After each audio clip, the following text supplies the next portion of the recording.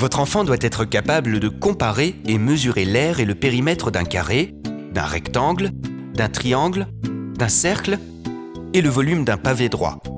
Il utilisera ces formules tout au long de sa vie scolaire et dans sa vie quotidienne pour savoir, par exemple, combien de quantités de peinture il doit acheter pour repeindre sa chambre. Si votre enfant rencontre des difficultés, plusieurs raisons peuvent l'expliquer. Pour connaître la formule du périmètre d'un carré, il faut savoir deux choses, ce qu'est un carré et ce que veut dire le mot périmètre. Demandez à votre enfant de définir avec ses propres mots ce qu'est un carré, puis ce qu'est un périmètre, la somme de la longueur des côtés.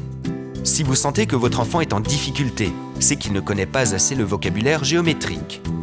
Dans ce cas-là, reportez-vous au conseil traitant de cette difficulté dans la rubrique géométrie. Une fois que vous êtes sûr que votre enfant connaît et comprend le vocabulaire géométrique, assurez-vous qu'il connaisse les formules de calcul par cœur. Celles-ci doivent résonner comme une petite comptine dans sa tête. Il doit être capable de la réciter sans hésitation.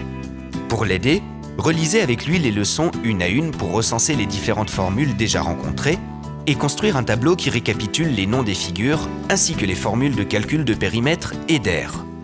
Ce tableau sera complété jusqu'au CM2 au fur et à mesure qu'il rencontre des formules différentes. Affichez ce tableau au-dessus de son bureau. Ainsi, progressivement, il les mémorisera avec précision. Vous pourriez aussi lui demander de noter une formule sur un post-it ou sur une fiche Bristol et lui demander tous les soirs, avant de se coucher, de tirer une carte, de lire la formule et de dire à quoi elle correspond. Il pourra vérifier sa réponse grâce au tableau affiché au-dessus du bureau.